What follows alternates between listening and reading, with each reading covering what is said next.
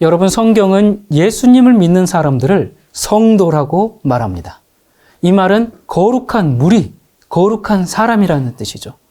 우리 히브리서에 보면 거룩함이 없으면 주를 보지 못한다, 그렇게 말씀했기 때문에 우리는 반드시 거룩해야 합니다. 거룩한 자들만 주님을 볼 수가 있습니다.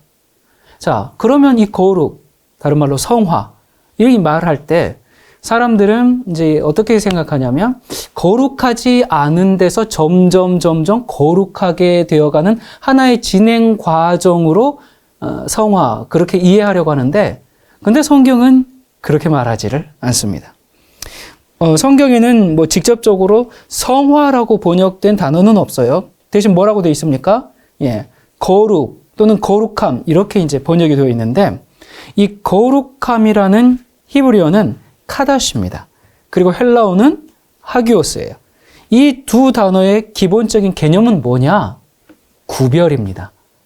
거룩하다라는 말이, 와, 저 사람 너무 고상해, 너무 인격이 훌륭해, 도덕적으로 정말 선한 사람이야, 이런 걸 가지고 거룩하다, 그게 아니고요. 저 사람 성화됐다, 그게 아니고, 이 성경적 히브리어의 카다시와 헬라의 하기오스, 이 단어적인 의미가 가지고 있는, 우리에게 말해주고 있는 것은 부정한 것에서 따로 떼어진 사람들, 세상에 속하다가 이제는 예수님께 속하여진 소속에 대한 겁니다. 그러니까 우리는 세상에서 빠져나와서 이제 누구에게 속했습니까? 그리스도께 속했죠. 그런 사실을 거룩하다라고 말하는 겁니다. 고린도후서 6장 14절부터 바로 이 사상이 이렇게 설명되어 있죠. 너희는 믿지 않는 자와 멍에를 함께 매지 말라. 의와 불법이 어찌 함께하며 빛과 어둠이 어찌 사귀며 그리스도와 벨리알이 어찌 조화되며 믿는 자와 믿지 않는 자가 어찌 상관하며 하나님의 성전과 우상이 어찌 일치가 되리요. 우리는 살아계신 하나님의 성전이라. 이와 같이 하나님께서 이르시되 내가 그들 가운데 거하며 두루 행하여 나는 그들의 하나님이 되고 그들은 나의 백성이 되리라 하셨느니라.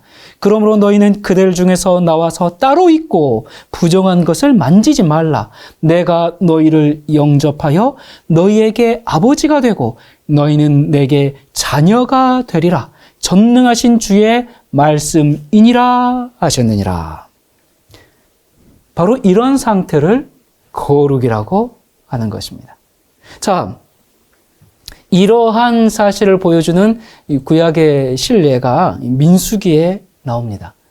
여러분, 이스라엘이 이제 가나안 변경에 이르렀어요. 그래서 가나안 땅을 탐지할 정탐꾼들을 들여보내지 않습니까? 그래서 이제 이들이 갔어요. 두루두루 땅을 탐지하고 왔습니다. 올 때 이제 포도송이 하나를 이 두 사람이 어깨에 메고 와야 될 정도로 그 땅이 굉장히 비옥한 옥토였어요. 자, 이런 옥토고 정말 이런 부분은 좋았는데 이 사람들이 그 가나안 거민들의 그 장대함을 보고 마음이 그냥 물같이 다 녹아버렸죠. 그래서 그들을 지금까지 인도해 오신 그 전능하신 하나님을 잊어버렸어요. 그래서 어떻게 했습니까? 하나님을 원망하고 또 그 땅을 악평했고 그리고 그들의 지도자 모세를 돌로 치려 했습니다. 그때 하나님께서 이제 이 패역한 사람들에게 너희들 들어가기 싫어? 오케이. 그러면 이제 하면서 40년 동안 그 광야를 방황하게 될 것을 또 명하셨어요. 그들이 가나안 땅을 악평했죠? 그들이 들어가기를 싫어했죠? 그래서 그들의 소원대로 그들은 가나안에 들어가지 못하게 된 거예요. 그러나 그들의 자녀들은 이제 들어갈 것이죠. 자, 그러므로 이제 이 사람들이 가나안 땅을 두루두루 살펴보고 온 그 40일의 날짜를 연수로 계산해 가지고 40년을 광야에서 지내게 됩니다. 그러자 무슨 일이 벌어집니까? 이 정말 슬픈 운명 같은 얘기를 딱 선고받으니까 그때 고라와 아비람과 다단, 이들의 반역이 일어났죠. 그래서 이들이 막 우리가 어떻게 광야에서 그렇게 살아? 안 돼! 그러면서 백성들은 막 충동하고 백성들은 그들을 지도자로 삼아서 우리 다시 애굽으로 돌아가자. 애굽으로 돌아가는 운동을 이제 막 벌렸죠. 이때 하나님이 간섭하십니다. 과연 하나님이 부르신 지도자가 누구며 참으로 하나님의 거룩한 자가 누구며 거룩한 상태가 어떤 것인지를 보여주는 사건이 일어납니다. 민수기 16장 4절 5절. 모세가 듣고 엎드렸다가 고라와 그의 모든 무리에게 말하여 이르되 아침에 여호와께서 자기에게 속한 자가 누구인지, 그 다음 뭐라고요? 거룩한 자가 누구인지. 자, 이거 보니까 거룩한 자는 여호와께 속한 자입니다. 보이시고 그 사람을 자기에게 가까이 나오게 하시되 곧 그가 택하신 자를 자기에게 가까이 나오게 하시리니. 자, 거룩한 자는 하나님께 속한 자고 하나님의 택하심을 입은 자예요. 자, 예수 그리스도를 믿는 사람들은 예수님 안에서 하나님께 속한 자들이고 하나님의 택하심을 입은 자들입니다. 그래서 그들은 어떤 자들이에요? 거룩한 자들. 그래서 히브리서 3장 1절에 그러므로 함께 하늘의 부르심을 입은 거룩한 형제들아, 이렇게 성경은 우리를 부르고 있습니다. 자, 거룩한 형제, 다른 말로 성도. 참으로 우리는 이 성도라는 아름다운 이름을 결코 더럽혀서는 안 될 겁니다. 그러므로 이 성화라는 것은 지금 내가 부족하지만 점점 그게 자라가지고 완전해지는 그런 성장의 개념보다는 현재 내가 어디에 누구에게 속했는지 그 상태를 거룩하다, 성화다라고 말하는 겁니다. 자, 이 구원의 원리에서 중생, 칭의, 성화, 완전, 자, 이런 것들은 단계적인 것인가? 아니면 이 구원받은 어떤 그 일, 구원받은 현상에 대해서 여러 각도로 설명하는 말들인가? 예. 여러분, 이것은 이제 거듭났어, 그 다음 칭의야, 그 다음 성화야, 완전이야, 이런 단계가 아니라 하나의 사실을 다양한 관점에서 다양하게 설명하는 것입니다. 하나의 현상을 다른 언어와 다른 표현으로 말하고 있는 것뿐이에요. 자, 중생, 거듭남, 태어난 것이죠. 이건 생리적인 표현입니다. 그 성질을 말하는데 어떻게 태어납니까? 하나님의 이 신성의 능력으로 태어나죠. 자, 그 다음에 칭자, 하나님의 아들로 우리가 불리움을 받게 되죠. 거듭나게 되면. 이건 뭐예요? 법률적인 표현입니다. 너의 신분이 이제는 하나님의 아들이야 라고 선언해 주시는 거고, 칭의는 뭡니까? 그건 사법적인 표현이거든요. 이제 우리가 의인이 되었다는 그 입장에 나타낸 표현입니다. 성화는 뭡니까? 이런 사람들의 어떻게 살아가는지 생활적인 표현이죠. 그것이 어떻게 살아가는 삶을 대하는 그 태도와 그리고 그것을 거룩이라고 이야기를 합니다. 그러니까 여러분, 이것들 보면 이건 결국 단계일 수가 없죠. 예, 이건 거듭남과 동시에 이 모든 일이 이루어지는 겁니다. 뭐 이거 한 다음에 그 다음에 뭐 이게 아니라, 예, 동시에 다 발생하는 일이에요. 중생 거듭남은 예수 그리스도 안에서 새로운 생명, 부활의 생명을 부여받는 것을 뜻합니다. 그래서 다른 말로 얘기하면 사망에서 생명으로 옮긴 거죠. 전에 사망일 때는 존재하지 않았는데 이제는 거듭났으니까, 중생했으니까 생명으로 존재하게 된 것이죠. 그러니까 이제는 뭐가 되었어요? 하나님의 아들로 그렇게 부르심을 받게 되었어요. 곧 하나님의 아들은 뭐예요? 의인이 되었다는 말입니다. 하나님의 아들이고 의인인데 거룩하지 않은 사람 봤습니까? 아니죠. 그래서 거룩한 겁니다. 여러분, 얼마나 단순한 사실입니까? 우리가 그리스도 안에서 구원을 얻은 그 상황을, 그 사람을 이런 여러 방면으로 그걸 설명해 주고 있는 것이죠. 물론 이 성화에는 어떤 그 성장이나 진행의 의미도 있는데 그게 어떤 성화가 목표가 되어가지고 성화를 향해서 내가 계속 자라나는 것이 아니고 성화에서 성화로 자라는 겁니다. 그러니까 믿음으로 거듭났잖아요. 믿음으로 거듭난 사람은 즉시 성화된 사람입니다. 우리는 성화를 언젠가 내가 이렇게 돼가지고 언젠가 뭐 성화되고 거룩해져야 이게 아니고요. 믿음으로 거듭난 즉시 그 사람은 성화된 사람이에요. 시작점이 성화입니다. 시작점이 거룩입니다. 그리스도께 속했지 않습니까? 한참 있다가 나중에 성화되는 것이 아니에요. 이러한 성화의 의미를 잘 설명해 주는 것이 성막과 성전인데요. 여러분, 하나님께서 모세에게 이제 성막을 지으라고 명령하시잖아요. 그래서 이제 지었어요. 그리고 마침내 그게 다 완성되어 가지고 여호와께 봉헌을 합니다. 그때 이제 출애굽기 40장 33절부터입니다. 그는 또 성막과 제단 주위 뜰에 포장을 치고 뜰 문에 휘장을 다니라. 모세가 이같이 역사를 마치니 구름이 회막에 덮이고 여호와의 영광이 성막에 충만하매 모세가 회막에 들어갈 수 없었으니 이는 구름이 회막 위에 덮이고 여호와의 영광이 성막에 충만함이었으며. 자, 제가 왜 이 말씀을 드렸냐? 여러분, 성막이 가장 거룩할 때가 있었다면 언제였을까요? 성막을 만든 때부터 성막이 사라질 때까지 성막이 가장 거룩할 때가 있었다면 바로 이때였을 겁니다. 언제입니까?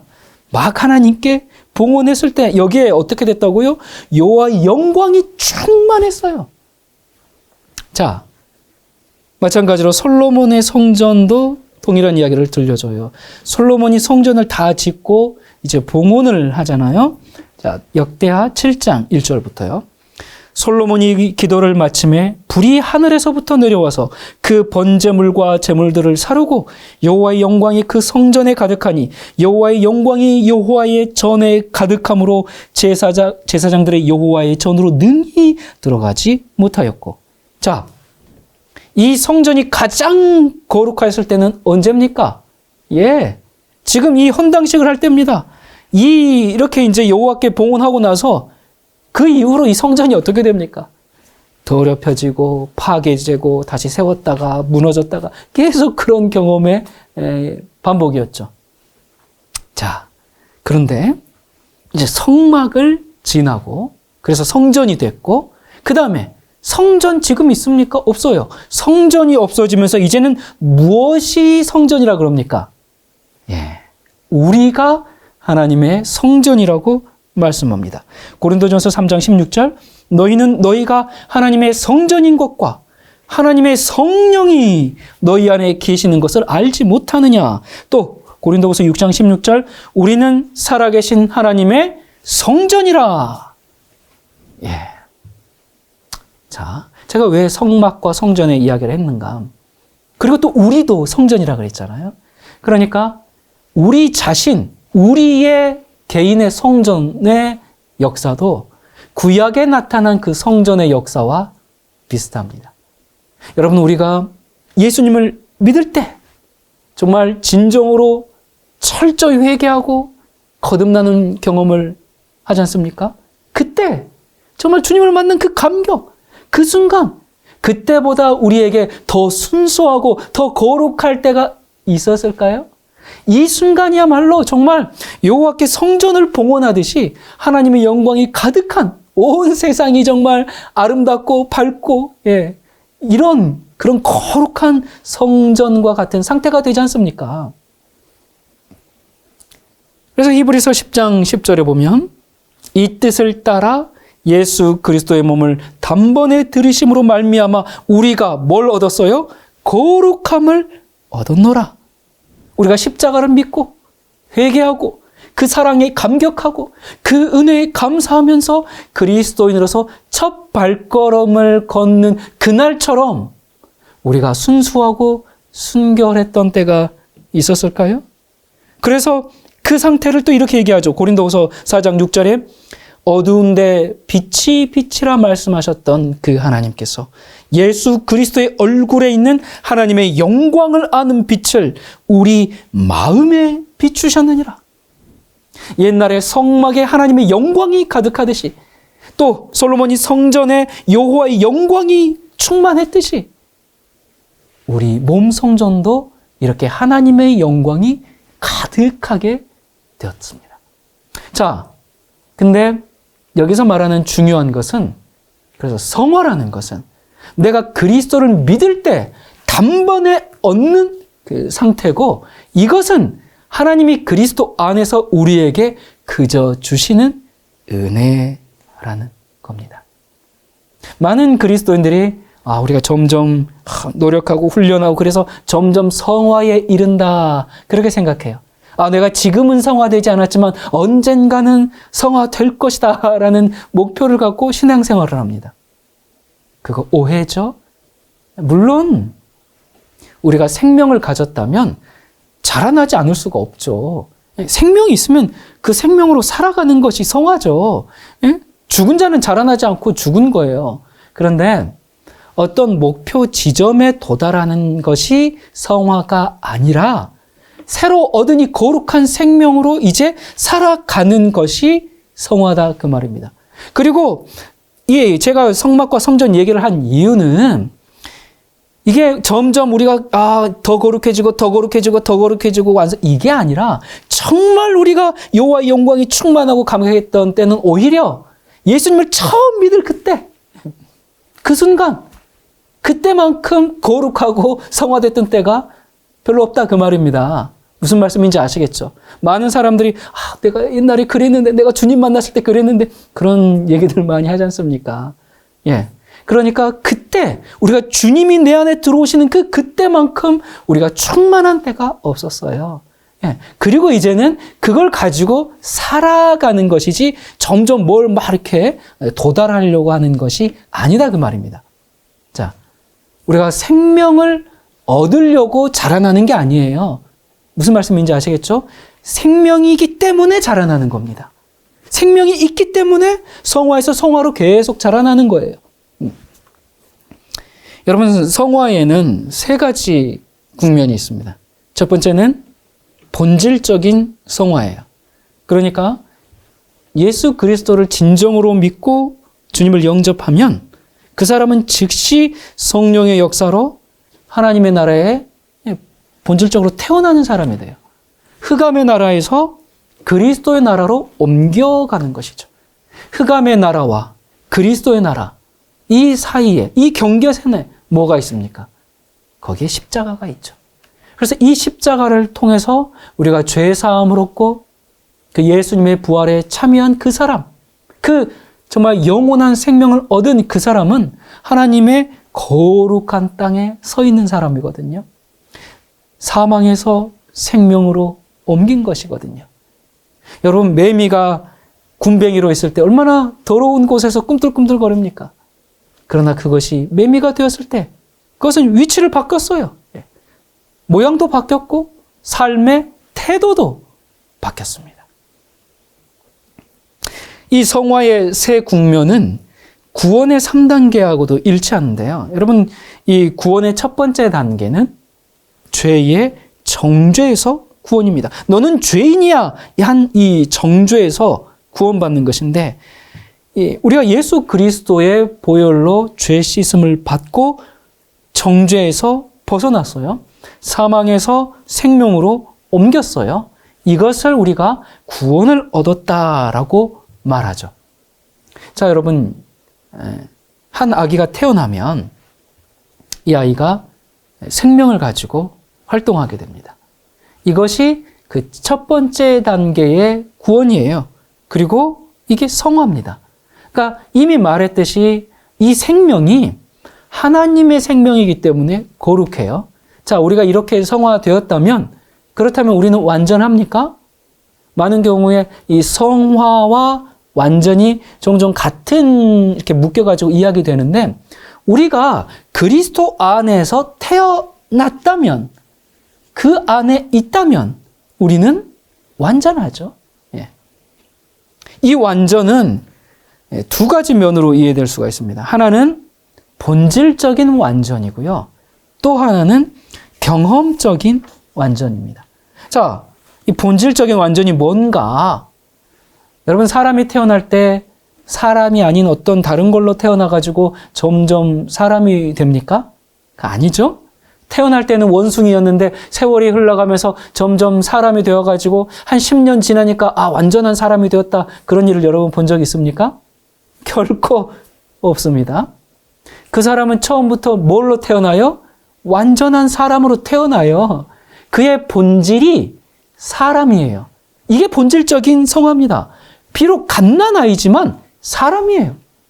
자, 여러분 진화론 믿으십니까? 안 믿죠? 뭐 세상 사람은 몰라도 많은 그리스도인들은 진화론을 믿지 않아요. 근데 요즘 교회는 또 그 유기적 진화론을 가르치기도 하더라고요. 좀 황당한데 아무튼 그런 거 말고 성경적으로 우리는 창조를 믿지 진화론을 믿지 않아요. 그럼 창조는 뭡니까? 하나님이 창조하셔가지고 이제 1000년, 2000년 지나서 사람이 점점 그러니까 하나님이 그 미생물을 창조했다. 뭐 이런 식의 또 창조론도 있는데 그런 거 말고 하나님이 처음부터 단번에 완전한 사람을 창조하셨음을 저는 믿습니다. 여러분도 그걸 믿으십니까? 제가 최근에 상담을 한 분이 있는데 그분이 다니는 교회에서는 그렇게 안 가르친대요. 예. 아무튼 그러나 여러분들은 하나님이 아담과 하와를 창조하셨음을 완전한 사람을 창조하셨음을 믿죠? 예. 결코 미생물에서 그 다음에 유인원으로 진화하고 그것이 사람이 되었다 그렇게 생각하지 않으시죠? 예. 하나님이 처음부터 완전한 사람을 지었어요. 그리고 하나님의 그 거룩한 형상을 따라 지었습니다. 예. 그런데 이상한 것은 자, 아담과 하와가 태어날 때 어떻게 태어났다고요? 완전하게. 예. 근데 그럼 우리가 예수님을 믿고 뭐 해요, 이제? 다시 태어나잖아요. 그러면 우리가 예수님 믿고 다시 태어날 때 완전하게 재창조돼서 태어날까요? 아니면 거듭났는데 지금은 거의 미생물적인 그런 상태에서 그다음 유인원으로 점점 어떻게 발전해 가야 하는 그런 식으로 태어날까요? 예. 여러분 우리가 예수님 안에서 태어나는 것은 진화론적인 논리가 아닙니다. 점점 그렇게 되는 게 아니라 우리는 그리스도 예수 안에서 완전한 자로 다시 태어나는 겁니다.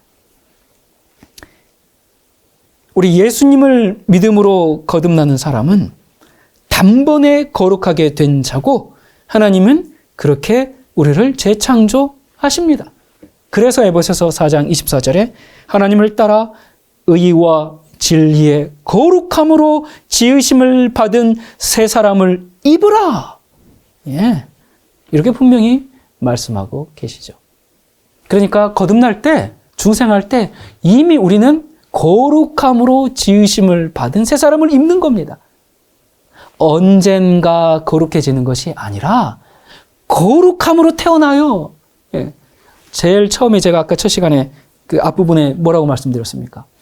예수 그리스도께 소속되어서 예수 안에서 세상에 있다가 예수 안으로 태어날 때 그것이 하기오스, 거룩함이라 그랬죠. 이것이 바로 첫 번째 국면인 본질적인 성화입니다. 자, 사람이 예수님을 믿어서 구원을 얻고 이제는 예수님의 모본을 따라서 자기가 점점 성화되어야 된다 이렇게 생각하는 것은 왜 그러냐? 이 성화의 초점을 인간의 행위에 자꾸 맞추니까 그러는데 그게 바로 진화론적인 사상입니다. 그런 사람은 예수님을 바라보기보다는 늘 뭘 바라봐요? 자기의 그 성품과 자기의 행실을 계속 바라보죠. 예수 중심의 신앙생활이 아니라 자기 중심, 곧 인간 중심의 신앙생활을 하는 거예요. 자기의 행위를 구주로 삼는 것이죠. 근데 사람들이 이 속임수에 아주 잘 속아요. 다시 말하면 여러분 우리는 성화를 향하여서 성화가 되기 위해서 막 이렇게 자라가는 것이 아니고 성화 중에서 성화로 자라가는 겁니다. 자, 이 성화 중에서 성화가 자란다. 이것이 바로 성화의 둘째 국면인 경험적 성화에 대한 이야기입니다. 자, 일반적으로 이 진화론적인 성화를 말하는 이유가 왜 그런가? 바로 이 경험적 성화에 대한 이 개념의 혼란 때문에 그렇습니다. 그러니까 성화의 본질로 우린 태어났잖아요. 근데 아직 악이란 말이에요. 그래서 이 성화 중에서 자라나서 성화가 나타내는 모든 기능을 온전히 이제 개발해야 되지 않습니까? 그게 이제 경험적 성화거든요. 그러니까 이제는 우리가 태어났어요. 갓난아기잖아요. 갓난아기가 뭘 사모합니까? 젖을 사모해요. 젖을 먹고 싶어해요. 그런데 베드로전서에 뭐라 그래요? 우리에게 너희도 순전하고 신령한 말씀의 젖을 사모해라. 예, 우리 태어났으면 그거 먹고 살아야죠. 그렇게 말씀의 젖을 먹으면서 우리는 어떻게 돼요? 자라나게 되죠. 불완전한 것이 완전을 향하여 자라는 것이 아니고 완전히 완전을 향해서 자라나는 거죠. 그런데 이렇게 자라나다 보면, 이렇게 경험을 하다 보면 어린아이들이 때로는 넘어져요. 때로는 똥오줌을 쌉니다. 예. 그래도 그 아이는 생명이 있으니까 살아가죠. 예. 그런 과정을 통해서 점점 튼튼해지고 또 키도 자라고. 그런데 이 사탄이 계속 집요하게 공격합니다. 어떻게 하면 우리를 넘어지게 할까? 계속 시험하고, 우리가 이 거룩한 생명을 그냥 영원히 포기하게 하려고 계속 악착같이 끈질기게 우리를 방해합니다. 그래서 우리가 하나님이 주신 그 거룩함을 끝까지 지키기 위해서 처절한 싸움이 계속됩니다. 마침내 누군가가 이 철저한 승리를 거두어야 그 싸움은 끝이 나요. 누구랑 이 싸움은 우리가 첫 번째는 자기 자신과의 싸움입니다. 우리가 거룩한 생명을 갖고 태어났어요. 그런데 동시에 안타깝게도 우리에게 무엇도 갇히고 있어요? 죄의 본성도 있죠. 이 죄의 본성이 사탄에게 자극돼가지고 우리를 괴롭히는 거예요. 그래서 바울이 뭐라고 했습니까?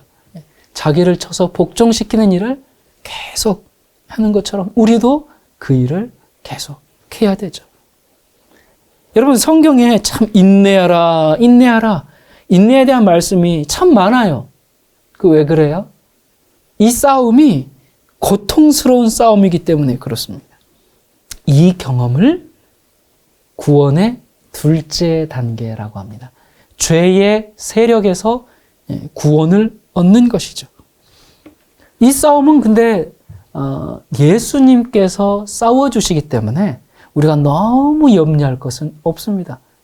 우리가 어떻게 사탄 마귀를 대적해서 싸웁니까? 그게 아니라 우리 주님께, 주님 어디로 패해요? 하나님께 패해야죠. 그래서 주님께서 싸우시도록 우리가 주님께 맡겨드려야죠. 그런데 그렇게 하다가 우리가 주님께 맡기지 못하고 내 힘으로 해보려다가 넘어지고 실패하고 쓰러질 때 있어요. 그러면 또 주님께서 어떤 해결책을 마련해 주셨어요? 70번씩 7번이라도 용서하시는 그 주님의 은혜가 항상 넘치도록 준비되어 있으니까 염려할 게 없습니다. 우리가 이 주님의 은혜를 정말 간절히 붙들어야 해요. 자, 근데 이 경험적 성화에서 우리가 싸워야 하는데 우리 자신과 싸울 뿐만 아니라 또 누구와도 싸우게 되냐면 우리 주변 사람과 그리고 우리의 환경과도 싸워야 합니다. 마태복음 10장 34절의 이하에 보면 내가 세상에 화평을 주러 온 줄로 생각하지 말라. 화평이 아니요 검을 주러 왔노라. 내가 온 것은 사람이 그 아버지와 딸이 어머니와 며느리가 시어머니와 불화하게 하려 함이니 사람의 원수가 자기 집안 식구라. 야, 여러분 이게 무슨 말씀이에요? 이거 엄청난 말씀이에요. 야, 이러니까 기독교 안 되겠네. 참으로 이상하게도 여러분, 우리가 가정들을 보면 여러분 보세요. 예수님을 믿지 않는 가정에 어느 한 사람이 딱 그리스도인이 되잖아요. 그러면 왜 그렇게 핍박이 많은지. 그 집안에 예를 들어서 유교, 불교 또는 무당교 모든 종파 다 어울려 살아도 그것 때문에 서로 막 너 불교 믿냐 어쩌냐 막 싸우는 일이 없습니다. 근데 딱 예수 믿는다 그러면 그때부터 우리 집 망했다 어쨌다 네가 예수 믿어 이러면서 가족들이 그렇게 싫어해요. 왜 그렇습니까? 그 이유는 소속과 본질이 다르기 때문에 그래요. 아무리 한 식구고 부모와 자식이라도 남편과 아내라도 한쪽은 어둠에 속하고 한쪽은 그리스도께 속했으면 한쪽은 사망이고 한쪽은 생명이죠. 그러다 보니까 그 사이는 원수 관계가 됩니다. 그래서 그리스도인과 이 불신자 식구들 사이에 싸움이 일어나요. 이 그리스도인은 이 싸움도 이겨야 하거든요. 근데 어떻게 이겨야 합니까? 같이 소리 지르면서 막 그렇게 싸워요? 아니 같이 말 안 해버리면서 그렇게 싸워요? 아니죠. 어떻게 싸워 이겨요? 예수 그리스도께서 하신 것처럼 이겨야죠. 예수님이 어떻게 하셨는데? 그들을 사랑함으로 이겨야 하죠. 그들을 섬김으로 이겨야죠. 우리가 이런 과정을 통해서 그리스도인이 정금같이 나오는 것이죠. 이러한 투쟁을 믿음의 시련이라고 말합니다. 그러면 이 시련의 결과는 어떻게 되는가?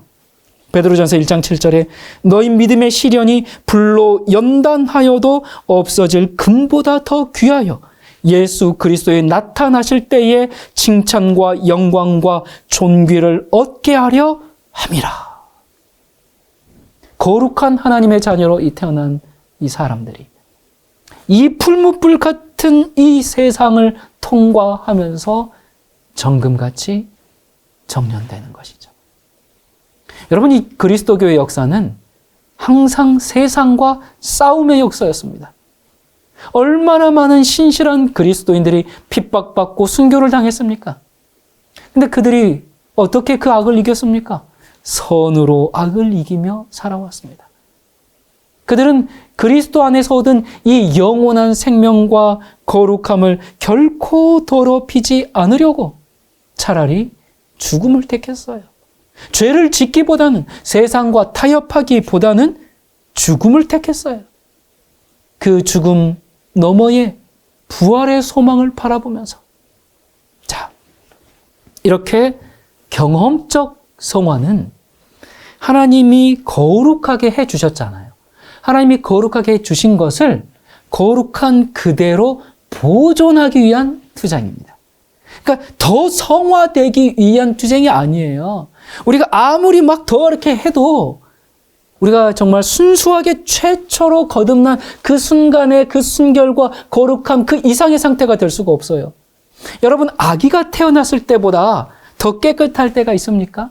아기가 막 태어났을 때보다도 더 죄되지 않은 때가 있습니까? 예.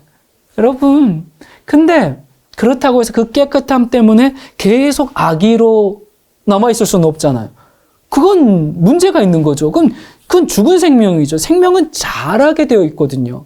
그러니까 이 죄의 세상에서 자라는 이 우리의 생명, 그리스도인의 성화, 이 과정에서 우리는 죄의 영향을 받아요. 근데 그래서 우리가 이런 영향을 받기 때문에 우리가 계속 자라면서 이 영향들, 이 오염들로부터 깨끗함을 유지하기 위해서 우린 노력해야 해요. 이때 깨끗함을 유지하지 못하면 옷에 딱 오물이 묻어버렸어요. 오염이 되어버렸어요. 그게 뭐예요? 우리가 범죄하게 되는 것이죠.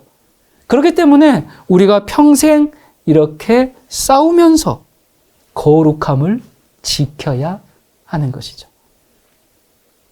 바울은 이런 사실을 지적하면서 믿음의 선한 싸움을 싸우고 믿음을 지키라라고 말씀해요. 믿음을 지키기 위한 싸움, 우리의 거룩함을 더럽히지 않으려는 싸움, 이거 언제까지 해야 될까요? 몇 년 하면 끝납니까? 아니요. 이 믿음의 이 선한 싸움, 믿음을 지키기 위한 이 싸움은 주님이 오실 때까지 계속되는 싸움입니다. 다른 말로 우리의 생명이 끝날 때까지 싸워야 하는 싸움이에요. 이건 전쟁입니다. 여러분, 싸움 해보셨습니까? 전쟁 해보셨습니까? 싸움을 하다 보면 비록 내가 이겼다고 해도 어때요? 찔린 상처, 맞은 상처, 여기저기 상처 투성이가 되고 지쳐요. 이런 싸우다 보니까 생긴 상처들이에요. 무슨 상처예요? 죄를 범함으로 생긴 상처. 유혹에 넘어감으로 생긴 상처, 실패하고 낭망함으로 생긴 그 여러 상처들. 여러분, 우리가 이 싸움에서 여러 죄의 상처들, 그것들 때문에 그리스도인은 괴로워합니다. 괴로워요. 고통스러워요.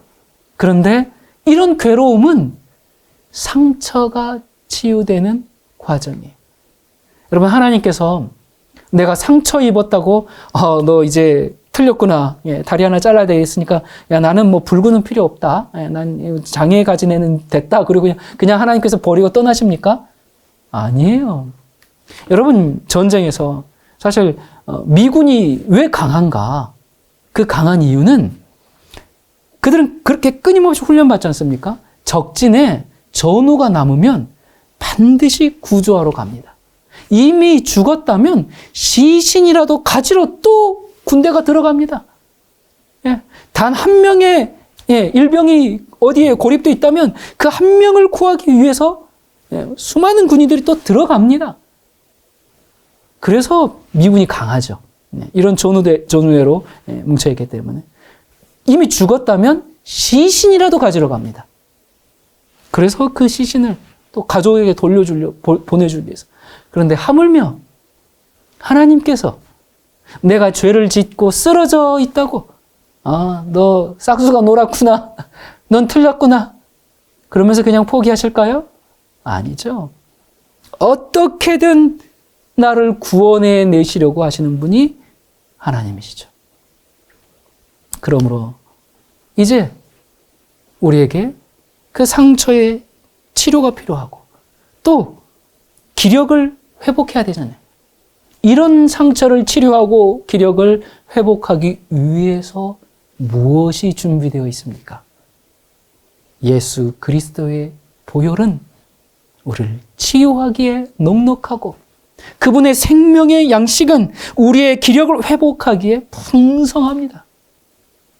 자, 결국 이 경험적 성화라는 것은 우리가 세상에 살면서 악에 빠지지 않고 이 하나님이 주신 거룩함을 유지하려고 그 하나님이 주시는 힘으로 최선을 다하면서 투쟁하다가 어쩔 수 없이 어떤 상황에서 내가 실패함으로 그 더럽혀진 그 의복, 그 옷을 빨래하는 작업이 경험적 성함의 과정에서 나오는 겁니다. 여러분, 성화의 경험에서 빨래한다. 이 사상은 참 중요한 사상인데요. 계시록 7장 13절 14절에 보면 장로 중 하나가 응답하여 나에게 이 흰옷 입은 자들이 누구며 또 어디서 왔느냐? 내가 말하기를 내 주여 당신이 아시나이다 하니 그가 나에게 이르되 이는 큰 환난에서 나오는 자들인데 어린 양의 피에 그 옷을 씻어 희게 하였느니라. 옷을 씻었어요. 날마다 그 옷, 곧 하나님이 주신 그 거룩한 옷, 의의 옷, 부활로 입은 그 생명의 옷을 어디에 씻어요? 어린 양의 피에 계속 빨아요. 그렇게 씻어서 깨끗하게 보존해야 해요. 근데 씻는 것도 주님이 씻어 주십니다. 베드로의 발 누가 씻기셨어요? 주님이. 그 베드로의 발을 씻긴 주님의 손이 우리의 그 때 묻은 옷도 빨래해 주십니다. 그래서 우리는 날마다 씻어야 해요. 이 씻는 일을 위해서 막 자기가 막 이렇게 하는 게 아니라 이 씻는 일을 뭐해? 예수 그리스도를 바라보면서 예수 그리스도의 그 보혈, 어린 양의 피에 바라보면서 우리가 씻어야 하고 그 예수 그리스도를 바라보면서 내 자신과 자아를 잊어버려야 하고 여러분 우리가 우리의 모습을 보면 볼수록 죄로 연약해서 거의 그냥 늘 실패하고 불가능에 그냥 항상 익숙해져 버린 그런 모습밖에 보이는 게 없어요. 그렇기 때문에 우리가 뭘 봐야 합니까? 예수 그리스도만을 바라봐야 합니다. 밤중에 제자들이 갈릴리 바다 위를 배를 타고 가고 있을 때 예수님이 물 위로 걸어오셨죠. 그때 유령이냐 막 그러면서 제자들이 놀래가지고 막 다 두려워하고 있을 때 그때 예수님께서 평화의 음성으로 내니 두려워 말라 이렇게 말씀하시잖아요. 바로 이때 베드로가 뭐라고 합니까? 주시오든 나를 명하사 물 위로 오라 하소서. 그러자 예수님께서 그래 와라. 그러자 이제 베드로가 바다 위로 그냥 서둘러서 뛰어 내려갔어요. 그는 자신을 잊어버렸어요. 그는 예수님만 바라봤어요. 그럴 때 어떤 일이 벌어졌습니까? 자신을 잊어버리고 주님만 바라보니까 베드로도 물 위를 걸었어요. 그런데 이 감격적인 순간에 베드로의 마음에 살짝 무슨 생각이 떠올랐어요? 네. 뒤를 쫙 돌아보면서 너희 봤지? 하는 그 으쓱거리는 마음이 생겼습니다. 또는 물결이 풍랑이 달려오는 걸 보면서 주님께 시선을 고쳐야 되는데 더 엄청난 어떤 세상의 문제를 바라보면서 그만 주님에게서 시선을 돌려버렸어요. 그러자 무슨 일이 벌어졌습니까? 즉시 물속에 빠져들어가게 되었죠. 아이고 주님 살려주십시오. 이 바다는 그리스도인들이 처하여 사는 이 죄의 세상을 상징합니다. 베드로는 우리 그리스도인들을 의미합니다. 우리가 이 죄의 세상에서 예수님만 바라보면서 걸어가면 우리는 물 위를 걸어요. 주께서 주신 그 의의 옷, 거룩한 부활의 그 옷, 그 생명의 옷, 그 거룩함을 죄의 물에 적시지 않고 걸어갈 수가 있어요. 그런데 우리가 주님을 바라보는 시선을 딱 놓쳐버리면, 그리고 우리가 우리 자신을 바라보고 어떤 세상에 불가능한 일들, 안 되는 일들, 근심, 걱정, 또는 교만 때문에 살짝 뒤를 돌아보면서 나 봤지 으쓱대는 거, 이런 것들, 이런 것 바라보면서 그런 인간의 연약성과 지체 가운데 있는 그 죄의 법에 익숙해져 가지고 불가능에 젖어 있는 그 자기를 보면서 눈을 돌려서 그런 상황들과 세상을 바라보면 우리 어떻게 돼요? 죄의 세상에 빠져들어가요. 그래서 성경에 자꾸 뭐라고 얘기합니까? 히브리서 12장에 믿음의 주요 온전케 해주시는 이는 예수를 바라보자. 계속 그렇게 강조하지 않습니까? 그래서 경험적인 성화라는 게 뭐냐? 첫 번째, 그 본질적으로 성화된 그리스도인이 그 거룩한 주님의 능력 안에서 항상 깨끗하게 보존되는 것이 바로 경험적 성화입니다. 자, 세 번째, 궁극적 성화. 그러니까 본질적으로는 성화가 되었어요. 그런데 그 보존 과정에서 우리가 성화를 더럽힐 수가 있죠.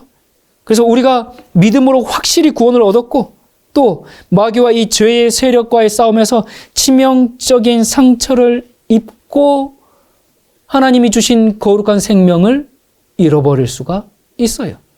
자, 이런 사람이 이 거룩함을 유지하는 일에 예수님을 바라보지 않고 예수 그리스도의 피를 적용하지 않고 그러다 보면 어떻게 됩니까? 그 결과가 베드로후서 2장 20절부터 보면 만일 그들이 우리 주 되신 그 구주 예수 그리스도를 알므로 세상의 더러움을 피한 후에 보니까 이제 구원받은 자죠. 구원받은 후에 근데 다시 그 중에 얽매이고 지면 그 나중 형편이 처음보다 더 심하리니 의의 도를 안 후에 받은 거룩한 명령을 저버리는 것보다 알지 못하는 것이 도리어 그들에게 나으니라. 그러니까 구원받았는데 세상의 더러움 피했는데 나중에 어떻게 됐어요? 처음보다 더 안 좋아져 버렸다. 그러니까 한 번 구원받으면 영원히 구원받는 게 아니라 구원받았는데 이 경험적 성화에서 실패해버리면 주님을 바라보는 시선을 놓쳐버리면 이렇게 돼버린다라고 베드로가 얘기하고 있죠. 그리고 예수님도 이러한 일에 대해서 비유를 하나 말씀해 주셨는데 마태복음 12장 43절부터입니다. 더러운 귀신이 사람에게서 나갔을 때에 물 없는 곳으로 다니며 쉬기를 구하되 쉴 곳을 얻지 못하고 이에 이르되 내가 나온 집으로 돌아가리라 하고 와보니 그 집이 비고 청소되고 수리되었거늘 이에 가서 저보다 더 악한 귀신 7을 데리고 들어가서 거하니 그 사람의 나중 형편이 전보다 더욱 심하게 되느니라. 이 악한 세대가 또한 이렇게 되리라. 자, 여기 보니까 이 집이 깨끗이 청소가 됐습니다. 그러니까 인간의 마음에서 사탄을 내어쫓는 일은 누구만 하실 수 있어요? 여러분, 우리가 사탄 싸워서 게임 안 되죠? 예수님이 하신 일이에요. 그러니까 이 사람이 예수님을 환영했어요. 예수님을 영접했어요. 예수님을 받아들였어요. 예. 구세주를 믿었어요. 그리고 좋았는데 주님과 함께 먹고 마시며 주님과 함께 사귀는 일을 계속하지 않았네요. 여러분, 우리가 집에 손님을 모셔놓고 다른 일에 열중하면 손님이 그냥 가만히 멀뚱멀뚱 앉아 있다가 그냥 조용히 떠날 겁니다. 내가 이 집에 잘못 왔나? 그러면서 갈 거 아니에요. 예수님이 들어는 왔는데 전혀 예수님하고 상관이 없어. 관계가 없어. 관심을 안 줘. 그러면 예수님이 이러한 사람에게 함께 영원히 거하실 수가 없어요. 그래서 예수님이 떠나세요. 그러니까 집이 비어버렸네요. 근데 이 집은 수리가 되고 청소가 되었잖아요. 그러니까 이 사람은 예수님께서 자기 안에 계시는 줄 알아요. 그렇게 착각하고 지냅니다. 그렇게 착각하면서 지내다가 어떻게 돼요? 옛 습관으로 서서히 돌아갑니다. 믿는 게 이런 거지. 뭐 믿어도 별 수 없어. 그런 이제 변명을 하면서 자기가 그 토했던 것을 다시 먹어요. 이러면서 점점 하나님과 거리가 멀어져요. 자, 모든 그리스도인에게 이렇게 될 가능성이 있죠. 자기 안에 그리스도께서 계시는지 안 계시는지 시험하고 확인하는 일은 하지 않고 그냥 나는 예수님을 믿고 구원받았다. 이 사실에 안주하면서 말씀과 복음의 권면에 민감하지 않고, 왜 민감하지 않아요? 나는 구원받았다. 너무 스스로 그렇게 크게 확신하기 때문에. 이런 사람이 어떤 상태라고요? 그 전보다 못한 상태. 이런 사람에게 깨끗이 다 청소했고 예수님 들어왔었던 사람인데 어떻게 돼버렸다고요?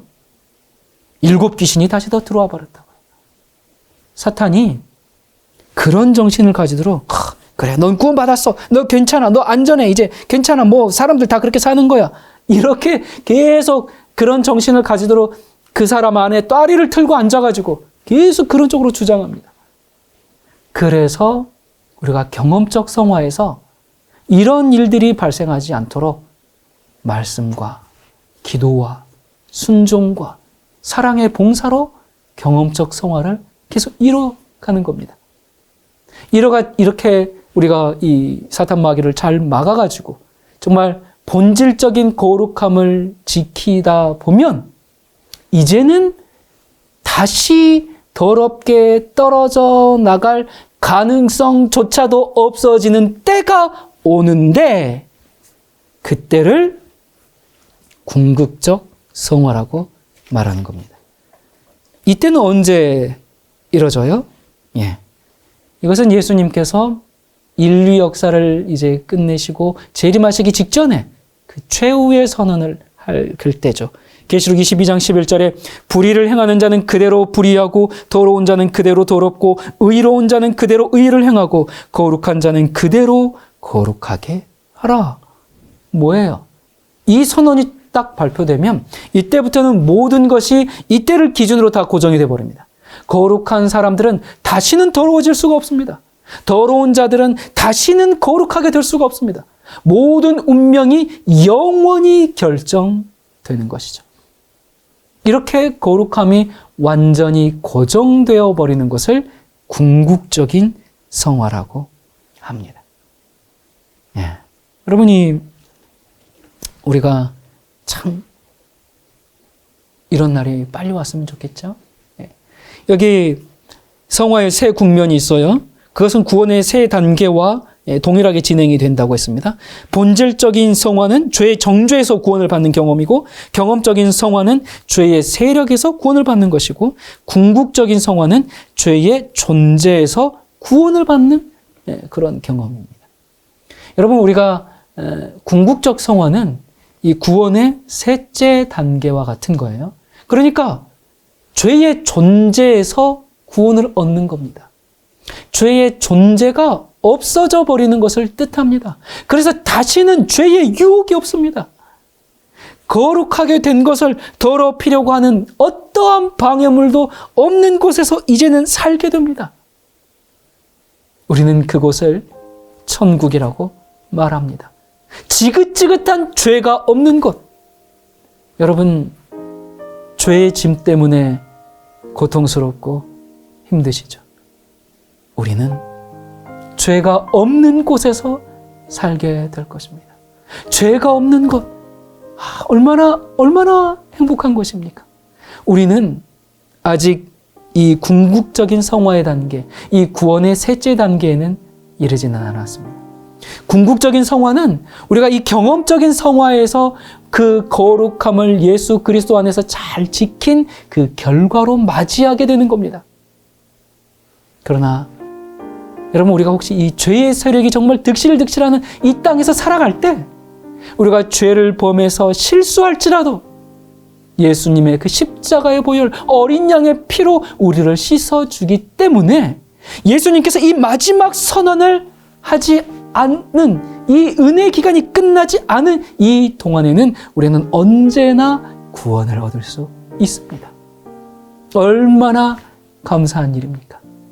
이 세 가지 과정을 믿음으로 잘 승리해 나갈 수 있도록 우리 주님께서 오늘 저와 여러분을 도우실 것입니다. 기도하겠습니다. 거룩하신 하나님 아버지, 우리를 하나님의 거룩한 자녀 삼아주신 그 은혜와 사랑에 진심으로 감사를 드립니다. 죄악 세상에서 주님의 뜻대로 살려고 하다 보니 사탄이 우리를 가만히 두지를 않습니다. 우리의 믿음이 시련을 받습니다. 하지만 이 모든 시련이 정금같이 나오게 되는 과정으로 우리가 삼을 수 있도록 우리의 연약함을 도와주시옵소서. 때로는 싸움에 져서 낭망하고 괴로워하고 있을 때 은혜로운 길르앗의 향유로 우리를 치료하여 주시옵소서. 너는 죄인이라는 죄의 정죄에서, 우리를 유혹하는 죄의 세력에서, 그리고 그 악한 죄의 존재에서 영원히 구원받을 날을 기다립니다. 이 죄의 세상을 끝내시고 주님의 나라가 속히 임하기를 간절히 구하며 다시 오실 예수 그리스도 이름으로 간절히 기도드립니다. 아멘.